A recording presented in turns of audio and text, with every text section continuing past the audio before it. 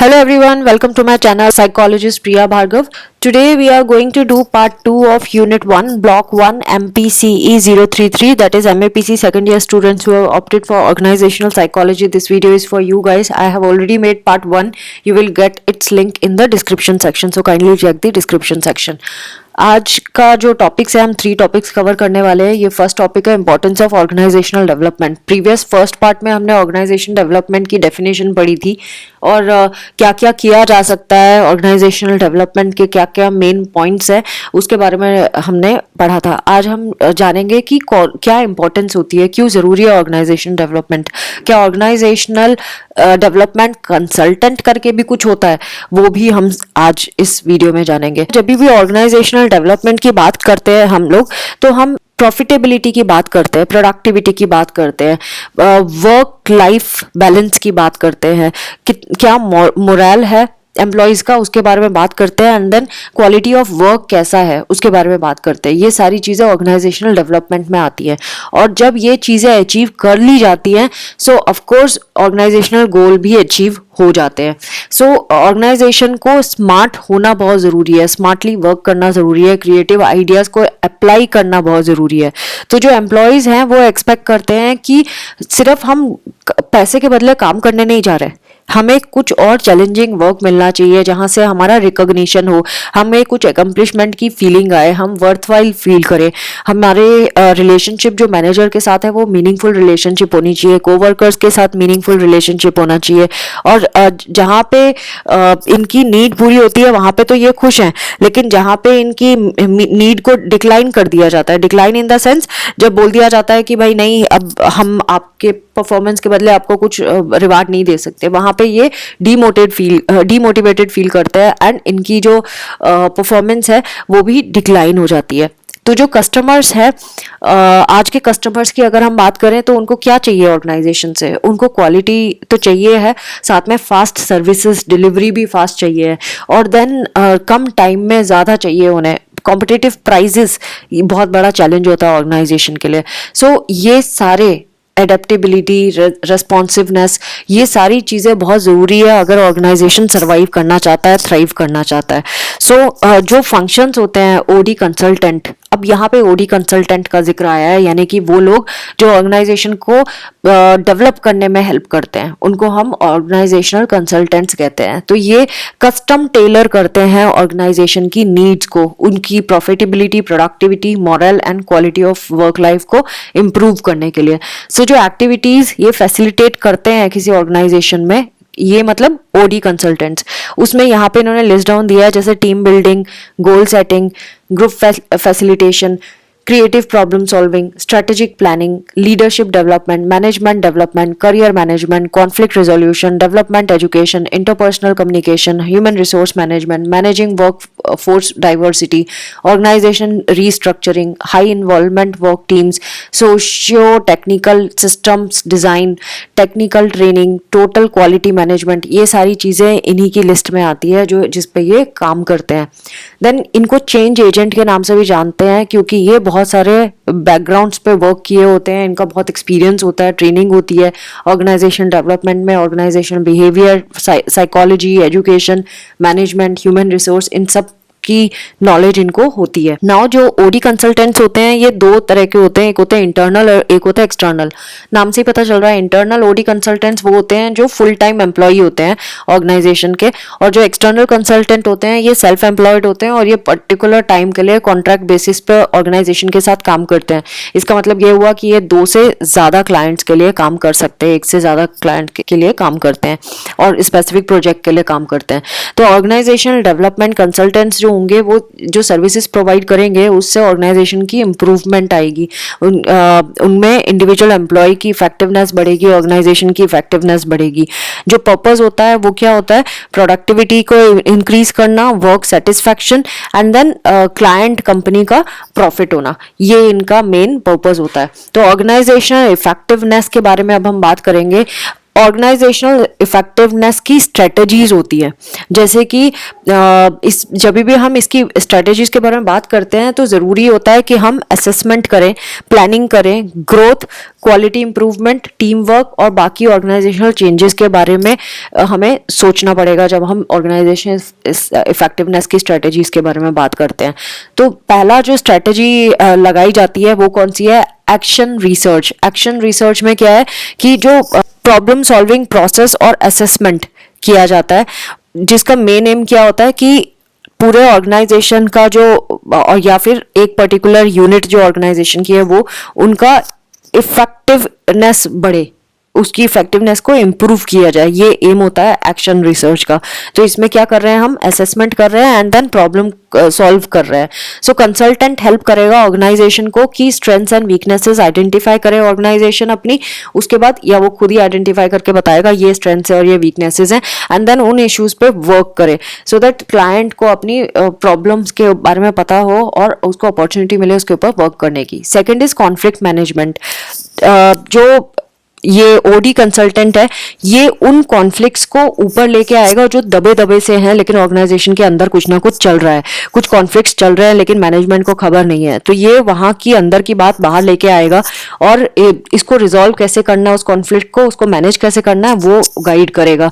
तो ये फैसिलिटेट करता है कॉन्फ्लिक्ट सिचुएशन के बारे में या एम्प्लॉयज को ट्रेन करता है कि वो कैसे उस कॉन्फ्लिक्ट को मैनेज कर सके, अंडरस्टैंड कर सके। Third is executive development.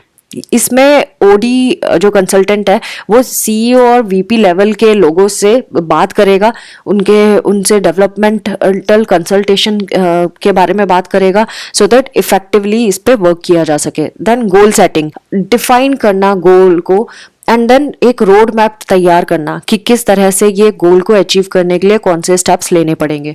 Then group facilitation, हमेशा लोगों को जब आप हेल्प करना चाहते हैं तो लोगों को सीखना होगा कुछ चीज़ें कैसे इफेक्टिवली मीट करना है, इफेक्टिवली गाइडलाइंस को फॉलो करना है। तो ये लोगों को हेल्प करता है ओडी कंसल्टेंट कि कैसे इफेक्टिवली एक दूसरे से मीटिंग में इंटरेक्ट करें, कौन गाइडलाइन सेट करना कि जब भी ग्रुप में डिस्कशन हो रहा है तो ओपन कम्युनिकेशन कैसे करना है, पार्टिसिपेशन कैसे करना है और अकम्पलिशमेंट कैसे करना है। Next is managing resistance to change. जब भी कोई ऑर्गेनाइजेशन में चेंज आता है वो प्लान्ड वे में चेंज आता है, सो ये क्लाइंट्स को हेल्प करता है कि समझना कि कैसे आइडेंटिफाई करना है उस रेजिस्टेंस को जो डेवलप होती है ऑर्गेनाइजेशन के अंदर, उसको समझने के बाद कैसे मैनेज करना है उस रेजिस्टेंस को सो दैट एक प्लांट चेंज लाया जा सके। Seventh is organizational restructuring. हमेशा डिपार्टमेंट में जब चेंज आता है या सेक्शन में चेंज आता है ऑर्गेनाइजेशन के, तो इंडिविजुअल को बताना कि कैसे स्ट्रक्चरिंग होगी, अब रोल को कैसे आइडेंटिफाई करना है, रेस्पॉन्सिबिलिटीज को कैसे आइडेंटिफाई करना है, ये एक चैलेंजिंग काम होता है। सो इनको जब भी जॉब रीडिजाइन होता है तो उसको कैसे अश्योर करना है कि वो वर्क ठीक से हो और ऑर्गेनाइजेशन में एक्सीलेंस बढ़े, प्रोडक्शन एंड सर्विसेज की एक्सीलेंस बढ़ जाए, वो काम भी ओडी कंसल्टेंट ही करता है।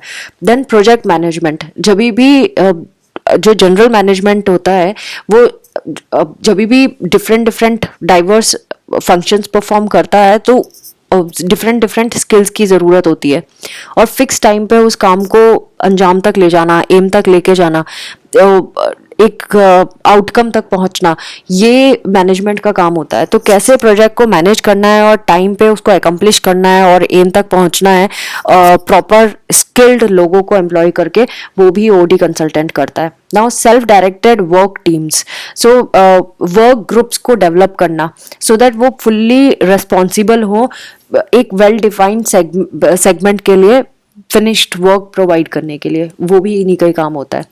Socio technical systems design, since ये पूरा पैराग्राफ ही इंपॉर्टेंट है इसलिए मुझे पूरा ही अंडरलाइन करना पड़ गया। आप भी खुद रीड करोगे तो आपको समझ आ जाएगा, ऐसा कुछ भी नहीं है जो मुझे बताने की ज़रूरत है, बट फिर भी I am trying to explain, जिनको अगर थोड़ा सा भी याद हो जाए मेरी बात सुन के सो बेटर है। सोशियो टेक्निकल सिस्टम्स डिज़ाइन के बारे में बात करेंगे। इसमें ऑर्गेनाइजेशन है जो डिज़ाइनिंग एंड मैनेजिंग ऑर्गेनाइजेशन होता है, उनको लोगों की परफॉर्मेंस के बीच में रिलेशनशिप करना, वर्क प्लेस एनवायरनमेंट, टेक्नोलॉजी जो यूज कर रहे हैं गुड्स एंड सर्विसेज के लिए, उन सब कैसे आपस में रिकनेक्ट कराना है, ये भी उसी का ही काम होता है, so that high level productivity तक हम पहुंच सके। तो नेक्स्ट इज स्ट्रेटेजिक प्लानिंग। जो भी ऑर्गेनाइजेशन में चल रहा है, प्रोसेस चल रहा है, उसको डायनेमिकली कैसे मिशन एंड विजन को कंसीडर करते हुए गोल को अचीव करना है, किस तरह से प्लान करने हैं सो दैट चीज़ें अचीव हो जाए, वो भी इन्हीं का ही काम होता है। फ्यूचर रिसोर्सेज को देख के, प्रेजेंट रिसोर्सेज को देखकर कैसे गोल तक पहुंचना, ये भी इन्हीं का काम होता है। देन टीम बिल्डिंग, ये इम्प्रूव करते हैं, ऑर्गेनाइजेशन मेंबर्स को हेल्प करते हैं कि एक दूसरे की एक्टिविटीज़ को में कैसे इंटरेक्ट करना है और किस तरह से गोल तक पहुंचना है। देन टोटल क्वालिटी मैनेजमेंट, जितना भी वर्क हुआ है, वर्क प्रोसेस हुआ है, उसको एनालाइज करना, टीम बिल्डिंग करना, क्वालिटी को डिफाइन करना, देन मेजरेबल स्टैंडर्ड्स को सेट करना, और जो कंसल्टेंट है ये इन सारी चीज़ों में असिस्ट करेगा ऑर्गेनाइजेशन को, सो दैट ऑर्गेनाइजेशन जो है वो कॉस्ट इफेक्टिव रहे, जीरो डिफेक्ट्स अप्रोच पे वर्क करता है ये कंसल्टेंट, एंड मार्केट ड्रिवन होता है इसका जो भी आइडियाज़ या वो सजेशंस ऑर्गेनाइजेशन को देता है। Now we are going to understand organizational development and organizational change। ये दो टर्म्स हैं, दोनों सिमिलर लगते हैं लेकिन दोनों सिमिलर हैं नहीं। ऑर्गेनाइजेशनल डेवलपमेंट के बारे में हम ऑलरेडी पढ़ चुके हैं और अब ऑर्गेनाइजेशनल चेंज के बारे में भी हम समझेंगे। सो पहले इन्होंने ऑर्गेनाइजेशनल डेवलपमेंट के ही बारे में कुछ चीज़ें बताई हैं, जैसे कि जब भी हम डेवलपमेंट की बात करते हैं तो हम कुछ उसमें चेंजेस नहीं कर रहे हैं, हम उसमें एडिशंस कर रहे हैं, हम उसमें अपने स्ट्रैटेजी में चेंज कर रहे हैं या स्ट्रक्चर में कुछ ऐसा इम्प्रोविजन कर रहे हैं जिससे वो बेटर हो रहा है। सो स्ट्रैटेजी बेटर हो रही है, स्ट्रक्चर बेटर हो रहा है, प्रोसेसेस बेटर हो रहा है पूरे सिस्टम में, तो हम उसको ऑर्गेनाइजेशनल डेवलपमेंट की कैटेगरी में डाल देते हैं। अगर ऑर्गेनाइजेशनल चेंज की बात करें तो इसका मतलब होता है कि हम जब लार्ज स्केल में कुछ चेंज करते हैं, मतलब वो पहले से एग्जिस्ट नहीं था लेकिन अब हम उसमें डालने वाले हैं, तो वो ऑर्गेनाइजेशनल चेंज की कैटेगरी में आ जाएगा। तो मेन आइडिया यही होता है कि हम ऑर्गेनाइजेशन की स्ट्रेटेजी को के एम को ही मॉडिफाई कर देते हैं, जैसे कि तो हमारा जो फोकस होगा वो ऑर्गेनाइजेशन के वाइडर एनवायरनमेंट से रिलेटेड हो सकता है या फिर कैसे लोगों के बीच में रिलेशनशिप है उसके रिगार्ड भी हो सकता है। हम चेंजेस, जितने लोग आपस में कोई टास्क कर रहे हैं, मतलब एम्प्लॉयज जो आपस में मिलकर काम कर रहे हैं, वो एक ग्रुप बन गया, राइट। तो या तो हम उन्हीं उस पूरे ग्रुप में चेंज ले आए तो वो एक चेंज माना जाएगा, मतलब दूसरे एम्प्लॉयज हमने शिफ्ट कर दिया, उसको अलग कर दिया, तो हमने स्ट्रक्चर ही चेंज कर दिया। नाउ प्रोसेस में क्या, हमने जिस तरह से वो आपस में जिस मेथड से वो कम्युनिकेट करते हैं या प्रॉब्लम को सॉल्व करते हैं, उस पूरे मेथड को ही चेंज कर दिया। तो ये क्या हो गया, ये हो गया ऑर्गेनाइजेशनल चेंज कि हमने पूरा का पूरा सिस्टम ही बदल दिया। सो इस तरह से हम सपोर्ट कर सकते हैं स्ट्रेटेजी को। इसमें ऑर्गेनाइजेशनल डेवलपमेंट के बारे में कुछ पॉइंट बताए हैं, फिर हमारा एक नया टॉपिक है ऑर्गेनाइजेशनल चेंज का, उसमें हम और डिटेल पढ़ेंगे चेंज के बारे में। तो अब जितना हम समझ रहे हैं थोड़ी देर के लिए वो सारा ऑर्गेनाइजेशन डेवलपमेंट के बारे में है, जैसे कि पहले भी क्योंकि पढ़ चुके हैं तो इसमें कुछ ऐसा नहीं है कि हम बिल्कुल नया कर रहेंगे, लेकिन फिर भी कुछ एडिशंस इसमें ज़रूर किए हुए हैं। जैसे कि ऑर्गेनाइजेशनल डेवलपमेंट प्रोग्राम जो है ये डायरेक्टेड होता है कि मेन जो ग्रुप में लोग हैं उनके बीच में इंटरेक्शन क्या है, उनके प्रॉब्लम सॉल्विंग प्रोसेसेस क्या है, उसमें उसे effective banana, instead of top management team को जाके बोलना कि भाई आप ऐसा कर दो, इसको ऐसा करेंगे। तो हम एक एक चीज़ को पकड़ के उसमें डेवलपमेंट करने की कोशिश करते हैं, उसमें एडिशंस करने की कोशिश करते हैं, जैसे कि किस तरह से वो लोग आपस में इंटरेक्ट कर रहे हैं उसमें हमने थोड़ा सा इम्प्रूवमेंट कर दिया, तो ये सारे डेवलपमेंट में आ जाएगा। कैसे प्रॉब्लम सॉल्व करती है कंपनी, उसके स्ट्रेटेजीज क्या है, स्ट्रक्चर्स क्या है, उसमें इम्प्रूवमेंट कर दिया। सो ये टॉप मैनेजमेंट उसको लर्न कर लेगा देख के। तो ऑर्गेनाइजेशन डेवलपमेंट में अगेन हम बिहेवियरल साइंस नॉलेज को यूज करते हैं, जहाँ पे हम micro concept and macro concept के ऊपर बात करते हैं। माइक्रो कंसेप्ट मतलब लीडरशिप हो गया, ग्रुप डायनामिक्स हो गया, वर्क डिजाइन हो गया। मैक्रो अप्रोचेस में क्या आ गया, strategy, organisation design, international relations आ गए। सो ऑर्गेनाइजेशनल डेवलपमेंट जो है वो प्लान्ड चेंजेस को से कंसर्न्ड होता है, यानी हमें पहले प्लानिंग करनी पड़ती है, उसके बाद फिर हम चेंज लाने की कोशिश करते हैं, यानी कि एडिशंस करते हैं कुछ प्रेजेंट चीज़ों में। तो ऑर्गेनाइजेशन डेवलपमेंट में एडेप्टिव प्रोसेस होते हैं, प्लानिंग में भी और इम्प्लीमेंटेशन में भी, जिसमें हम डायग्नोस करते हैं प्रॉब्लम को एंड देन उसको सॉल्व करते हैं। फिर फ्लेक्सिबल होता है हमारा जो भी प्लान होता है, हम उसको रिवाइज करते रहते हैं, उसमें क्या प्रोग्रेस आई, अगर हमें लगता है कि भाई प्रोग्रेस जो आ रही है बहुत स्लो है तो हम उसमें फर्दर चेंजेस ला जाते हैं, तो उसको हम डेवलपमेंट कहते हैं। इसमें इन्होंने एक एग्जांपल भी दिया है, जैसे कि अगर हम कंसर्न्ड है परफॉर्मेंस पे इंटरनेशनल मार्केट पे, तो हमें ये देखना पड़ेगा कि कहाँ पे प्रॉब्लम आ रही है, तो हम पहले असेसमेंट करेंगे करंट रिलेशनशिप का इंटरनेशनल डिविजन्स में, फिर हेडक्वार्टर्स जो होंगे वहाँ के उनसे कोऑर्डिनेट करके पता लगाएंगे कि क्या कहाँ पे प्रॉब्लम आ रही है, रीडिज़ाइन करेंगे चीज़ों को, एंड देन मे बी अगर हमें ये पता चलता है असेसमेंट से कि जो सीनियर मैनेजमेंट की टीम गई थी वहाँ इंटरनेशनल प्रोजेक्ट के लिए, असाइनमेंट के लिए, उनको क्रॉस कल्चरल ट्रेनिंग प्रॉपर नहीं दी गई थी, इस वजह से इशू आ रहा है, तो हम उनको फिर ट्रेनिंग देंगे। हमारी जो ट्रेनिंग थी वो अच्छी नहीं थी या फिर ऐसा कुछ पता चला, तो हम उसमें फिर एडिक्वेट चेंजेस लाते हैं। सो ऑर्गेनाइजेशनल डेवलपमेंट, जैसे कि नाम अगेन बता रहा है, डेवलपमेंट मतलब जो है उसको ख़राब नहीं कर रहे हैं हम, उसी में ही एडिशन कर रहे हैं। सो इसमें हम क्रिएशन करते हैं, सब्सिक्वेंट री इन्फोर्समेंट करते हैं चेंजेस का, तो बार बार कुछ ना कुछ नया चेंज लाके एडिशंस करते रहते हैं। सो इससे ये एक्टिविटीज़ जो ऑर्गेनाइजेशन में चलती रहेंगी वो उसको स्टेबलाइज करती हैं चीज़ों को। अगेन जो लास्ट पैराग्राफ ऑर्गेनाइजेशन डेवलपमेंट के ऊपर इन्होंने बताया वो यही बताया कि हम ऑर्गेनाइजेशन की अगर इफेक्टिवनेस को बढ़ाना चाहते हैं तो डेवलपमेंट को इस ध्यान से करना पड़ेगा कि इफेक्टिवनेस इम्प्रूव हो। और ये दो मेजर एजम्पशंस इसके अंदर आती हैं। फर्स्ट है, जब इफेक्टिव ऑर्गेनाइजेशन कभी भी प्रॉब्लम तभी सॉल्व करेगा जब वो फोकस करेगा अपनी अटेंशन रिसोर्सेज पे, कि गोल को अचीव करने के लिए कौन से रिसोर्सेज की ज़रूरत है, कैसे प्रॉब्लम को सॉल्व किया जाए। पहली चीज़ तो ये हो गया, पहला अजम्पशन जब भी हम ऑर्गेनाइजेशन डेवलपमेंट की बात करते हैं ऑर्गेनाइजेशनल इफेक्टिवनेस के लिए।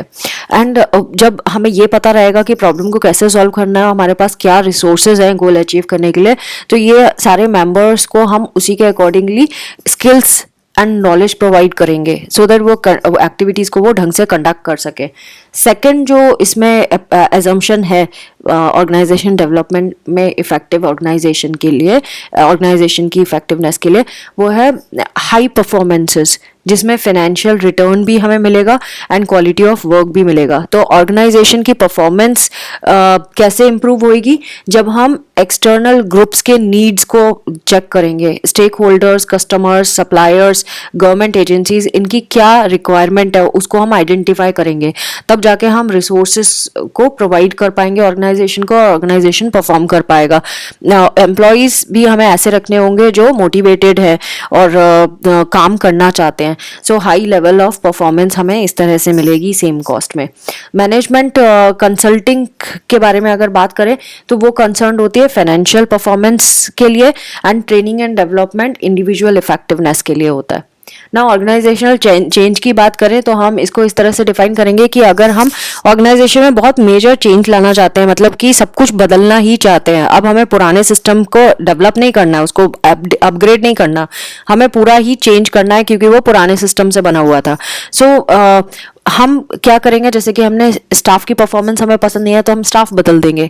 हमें अगर कोई गैप नज़र आ रहा है वर्क एरिया में तो हम ये देखेंगे कि वो किस तरह से ऑपरेट कर रहे हैं, तो हम पूरे ऑपरेशंस का तरीका चेंज कर देंगे, पूरा सिस्टम बदल देंगे। सो ऑर्गेनाइजेशनल चेंज जब भी चाहिए होता है तो कभी कभी ये है ना, इसको टाइमली मैनर पे करना बहुत ज़रूरी है, एक प्रोफेशनल मैनर में करना बहुत ज़रूरी है। तो ऑपरेशनल ऑब्जेक्टिव जो होता है वो होता है बेस्ट क्वालिटी स्टाफ को रिटेन करना। तो ऑर्गेनाइजेशंस हमेशा कंसीडर करते हैं ऑर्गेनाइजेशनल चेंज को इन बेनिफिट्स की वजह से कि ये बेनिफिट हमें मिलेंगे ही मिलेंगे जब भी हम ऑर्गेनाइजेशनल चेंज करेंगे। Employee participation, then greater understanding of the change, better informed decisions, trust is maintained throughout the process, and loss of productivity is minimized. हम ऑर्गेनाइजेशनल चेंज ढंग से इम्प्लीमेंट करेंगे तो हमारे को ये वाले बेनिफिट होने ही होने हैं। सो ऑर्गेनाइजेशनल चेंज डिसीजन मेकिंग को इम्पैक्ट करता है, इन्फ्लुएंस करता है।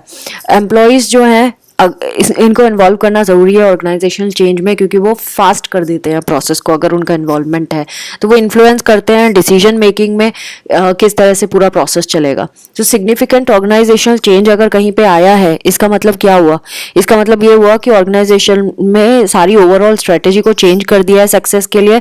उसमें जो सेक्शंस हमें लगे कि पसंद नहीं है वो हटा दिए गए, जो हमें चाहिए हैं वो हमने ऐड कर दिए, जो जिस तरह के ऑपरेशन हमें चाहिए उस तरह के हमने डाल दिए। सो ये पूरा लाइफ साइकिल जो ऑर्गेनाइजेशन की होती है उसमें एक तरह का इवॉल्व हो गया है वो पूरा ऑर्गेनाइजेशन। किसी भी ऑर्गेनाइजेशन को जब डेवलप होना होता है ये हमेशा सिग्निफिकेंट चेंज के लिए जाना ही पड़ता है उनको, और ये उनके डेवलपमेंट का एक पार्ट होता है। सो ऑर्गेनाइजेशनल चेंज जब भी होगा तो वो ऑर्गेनाइजेशन की परफॉर्मेंस को इम्प्रूव करेगा, या ऑर्गेनाइजेशन के पार्ट में अगर चेंज करे तो उसके पार्ट में इम्प्रूवमेंट करेगा। सो परफॉर्मेंसेस जो ऑर्गेनाइजेशनल परफॉर्मेंस है उसमें क्या आता है, ऐसी एक्टिविटीज़ जो बार बार होती हैं, जो ऑर्गेनाइजेशन गोल को अचीव करने के लिए बनी होती है। हम ये देखते हैं, हम प्रोग्रेस को मॉनिटर कर सकते हैं कि क्या गोल तक हम पहुंच रहे हैं कि नहीं पहुंच रहे हैं। एंड देन अगर हमें लग रहा है कि कुछ गड़बड़ है, इफेक्टिवली या एफिशिएंटली नहीं हो रहा, तो उसको और इफेक्टिव एंड एफिशिएंट बनाने के लिए हम उसमें कुछ एडजस्टमेंट भी कर सकते हैं। Now coming to last topic of today's video, organizational culture. आजकल organizational culture बहुत पॉपुलर टर्म है और सब जगह ये यूज होता है। तो बेसिकली गुड ऑर्गेनाइजेशनल कल्चर होता क्या है? गुड ऑर्गेनाइजेशनल कल्चर हमेशा ऑर्गेनाइजेशन को इफेक्टिव एंड सक्सेसफुल बनाने में हेल्प करता है, और ये कंट्रीब्यूट करता है इफेक्टिवली हम पॉलिसी को कैसे इम्प्लीमेंट करें अपने ऑर्गेनाइजेशन में। तो ऑर्गेनाइजेशन कल्चर का बेसिकली मीन होता है वो pattern of activities, norms, sentiments, feelings, beliefs, attitudes, values, informal systems and products, ये वाली चीज़ें किस तरह से काम कर रही हैं, क्या ये सारी चीज़ें वहाँ प्रिवेल करती हैं ऑर्गेनाइजेशन में या नहीं। अगर ऑर्गेनाइजेशन में ये सारी चीज़ें हैं तो वहाँ का कल्चर अच्छा माना जाता है, और किस तरह का कल्चर है, पॉजिटिव है नेगेटिव है, वो अलग बात है।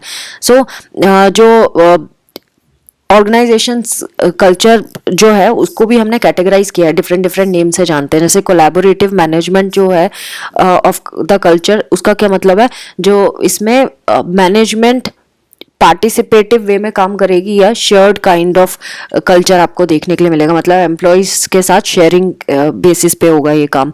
फिर ग्रुप कल्चर का मतलब होता है ये एक्सेप्ट करते हैं सबऑर्डिनेट्स एंड फॉर्मल लीडर्स का कोऑर्डिनेशन एक साथ, ये टीम की तरह वर्क करते हैं सबऑर्डिनेट्स एंड सुपीरियर्स, और ये ऑर्गेनाइजेशन का मेन कल्चर होता है वहाँ का। तो ऑर्गेनाइजेशन का जो कल्चर है वो डिटरमाइन करता है ऑर्गेनाइजेशन का बिहेवियर और to attain the goal of the organisation.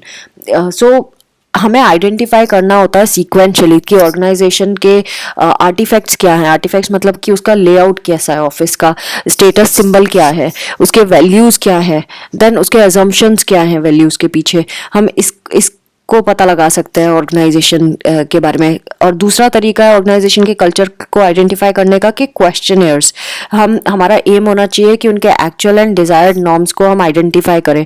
जो पार्टिसिपेंट्स हैं उनका वो क्या न्यू नॉर्म्स के लिए एग्री हो रहे हैं कि नहीं हो रहे हैं, एंड देन हमें मॉनिटर करना ज़रूरी है कि उसको किस तरह से चेंजेस को इम्प्लीमेंट किया है, मॉनिटर किया है। तो ऑर्गेनाइजेशनल कल्चर में क्या क्या इन्वॉल्व होता है, वैल्यूज़ इन्वॉल्व होती हैं, इसको याद कभी कभी तो वो स्टेट कर दी जाती है, कभी कभी अनस्टेटेड वैल्यूज़ भी होती है। जो एक्सपेक्टेशंस होती है एम्प्लॉयज़ की उनको सुपीरियर रखा जाता है अच्छे ऑर्गेनाइजेशनल कल्चर में। पीयर्स एंड ऑर्गेनाइजेशन के एज अ होल उसको कंसीडर किया जाता है, उसको इम्पोर्टेंस दी जाती है, उनके एक्सपेक्टेशंस को कंसीडर किया जाता है।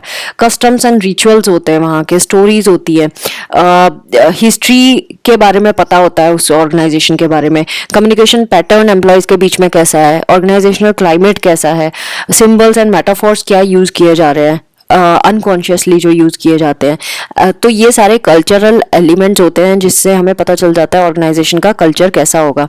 मॉर्गन ने प्रपोज किए थे 4 essential strengths of organization culture approach. तो वो 4 स्ट्रेंथ्स कौन कौन से, वो ऑर्गेनाइजेशन जो होता है वो फोकस करता है human side of organizational life. ये साथ में काम करते हैं डिजायर्ड आउटकम्स के लिए। जो मेंबर्स हैं वो स्पेशली जो लीडर्स होते हैं एक्नॉलेज करते हैं बिहेवियर के इम्पैक्ट के बारे में ऑर्गेनाइजेशन कल्चर में। वो एनकरेज करते हैं कि रिलेशनशिप जो है ऑर्गेनाइजेशन एंड एनवायरनमेंट कैसे अफेक्ट करता है हम ऑर्गेनाइजेशन के बेसिक अजम्पशंस को, इसके बारे में वो बताते हैं। तो ऑर्गेनाइजेशनल कल्चर जो है बहुत इंपॉर्टेंट रोल प्ले करता है जब हम ऑर्गेनाइजेशन के डेवलपमेंट की बात करते हैं। ऑर्गेनाइजेशनल डेवलपमेंट तभी हो सकता है जब हम उसका ऑर्गेनाइजेशनल कल्चर पे काम किया गया हो। तो प्रैक्टिशनर्स जो होते हैं, ओडी कंसल्टेंट्स जो होते हैं, वो फोकस करते हैं ऑर्गेनाइजेशनल कल्चर के ऊपर, पर्टिकुलरली ऑर्गेनाइजेशन के किस तरह से उसमें अगर वो चेंज लाना चाहते हैं या मॉडिफाई करना चाहते हैं या कुछ और चेंजेस लाना चाहते हैं, तो बहुत ज़रूरी है कि वो पहले ये पता लगाए कि ऑर्गेनाइजेशन कल्चर कैसा है और किस तरह से वो इम्प्लीमेंट करेंगे जो भी चेंजेस वो लाना चाहते हैं। तभी जाके ऑर्गेनाइजेशन की सक्सेस मिल सकती है हमें। So friends, this was all about Unit 1 of Block 1 MPCE 033, that is MAPC second year students who have opted for organizational psychology. This video was for you guys. I hope आपको ये video थोड़ा सा framework दे देगा, और self study is must, तो एक बारी खुद ज़रूर पढ़ना। जस्ट ये एक फ्रेमवर्क है। And do not forget to subscribe, like, press the notification bell and share the video with rest of the students. Thanks for watching. Take care of yourself. Bye bye.